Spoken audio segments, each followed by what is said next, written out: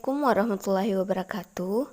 So, in this video, I would like to explain about text interaksi transaksional, especially ungkapan obligation, prohibition, and suggestion.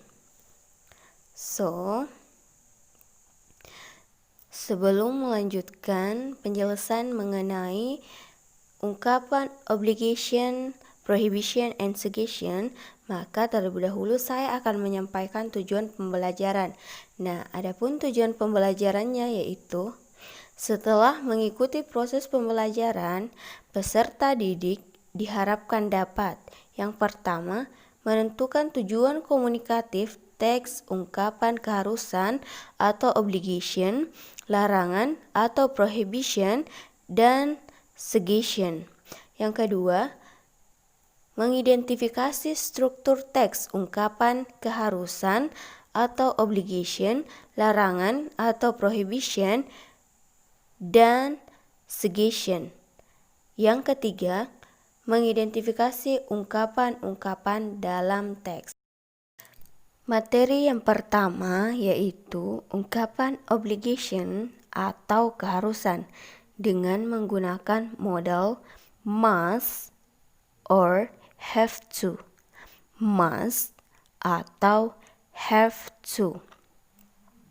Nah, keharusan di sini yaitu suatu kewajiban yang harus kita lakukan.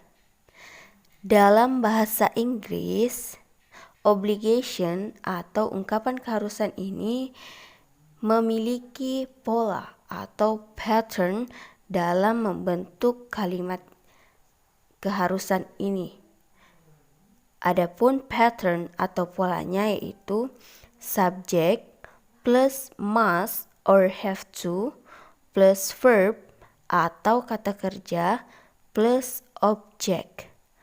Subject plus must or have to plus verb atau kata kerja plus object. Sekali lagi, subject plus must or have to plus verb atau kata kerja plus object.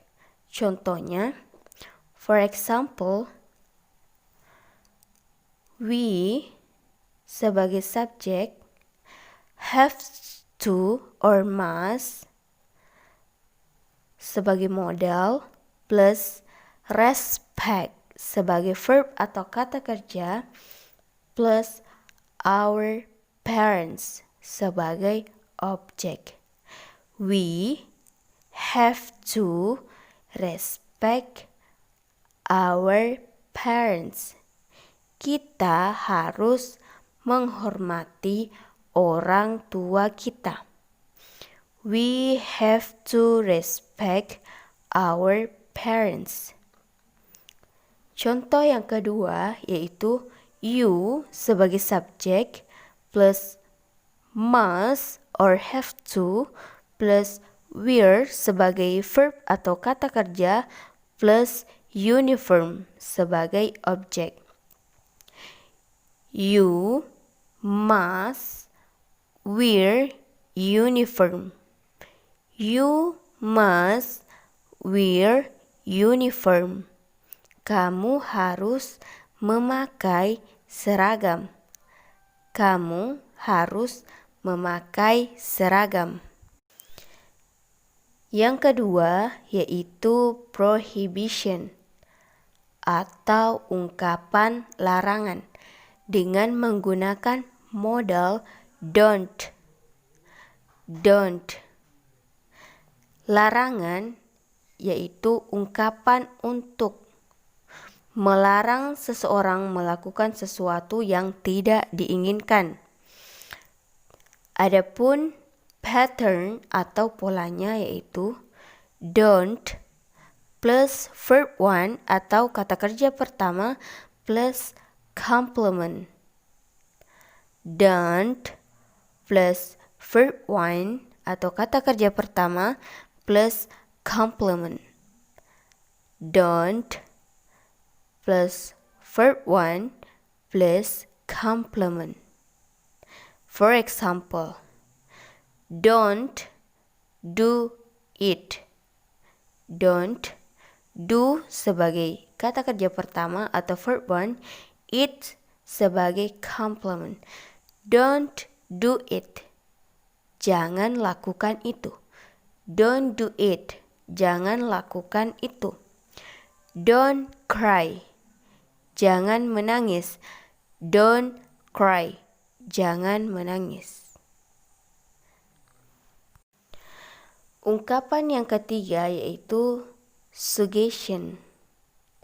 Suggestion dengan menggunakan modal should. Should. Suggestion yaitu saran. Memberikan saran kepada seseorang. Atau seseorang memberikan saran kepada kita. Jadi suggestion ini yaitu ungkapan memberikan saran. Adapun pattern atau polanya yaitu subject plus should plus verb 1 atau kata kerja pertama subject plus should plus verb 1. For example, you sebagai subjek should plus it sebagai verb 1 atau kata kerja pertama. Nutritious food. You should eat nutritious food. Kamu sebaiknya makan makanan yang bergizi. You should eat nutritious food. Contoh yang kedua, you sebagai subjek plus should plus wear sebagai kata kerja pertama atau verb 1. A jacket. You should wear a jacket. Kamu sebaiknya menggunakan jaket. You should wear a jacket. Kamu sebaiknya menggunakan jaket. Nah, itulah tadi pembahasan mengenai ungkapan keharusan, obligation, larangan atau prohibition, dan suggestion atau saran. Kemudian kita melanjutkan materi ke teks interaksi interpersonal, especially ungkapan menyuruh, mengajak, dan meminta izin. Ungkapan menyuruh, mengajak, dan meminta izin. Adapun tujuan pembelajarannya yaitu setelah mengikuti proses pembelajaran, maka peserta didik diharapkan dapat yang pertama, menentukan tujuan komunikatif ungkapan menyuruh, mengajak, meminta izin. Yang kedua, mengidentifikasi struktur teks ungkapan menyuruh, mengajak, dan meminta izin. Dan yang ketiga yaitu mengidentifikasi ungkapan-ungkapan dalam teks.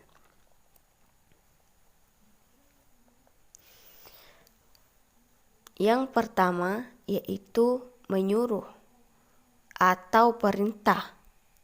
Dalam bahasa Inggrisnya itu command. Command. Menyuruh atau perintah yaitu ungkapan yang digunakan untuk memerintahkan orang lain apa yang kita inginkan. For example, go away. Go away. Pergi sana. Go away. Pergi sana. Close the door. Close the door. Tutup pintunya. Close the door. Be quiet, please. Be quiet, please. Tolong diam. Yang kedua yaitu ungkapan mengajak atau ajakan. Dalam bahasa Inggris yaitu disebut invitation. Invitation. For example, let's study together. Let's study together. Ayo belajar bersama. Let's study together. Ayo belajar bersama. Let's play a game together. Let's play a game together. Ayo bermain game bersama. Let's play a game together. Ayo bermain game bersama. Yang ketiga yaitu ungkapan meminta izin. Dalam bahasa Inggris yaitu dikatakan sebagai permission. Permission. For example, can I borrow your pen? Can I borrow your pen? Bisakah saya meminjam pulpenmu? Can I borrow your pen? Bisakah saya meminjam pulpenmu? May I open your bag? May I open your bag? Bisakah saya membuka tasmu? Can I sit here?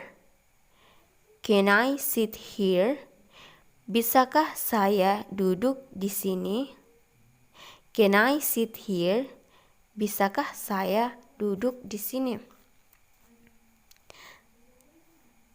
Nah, itulah tadi penjelasan mengenai teks interaksi interpersonal, yaitu ungkapan mengajak, invitation, menyuruh atau perintah, command, dan meminta izin atau permission. Nah, sekian dari saya.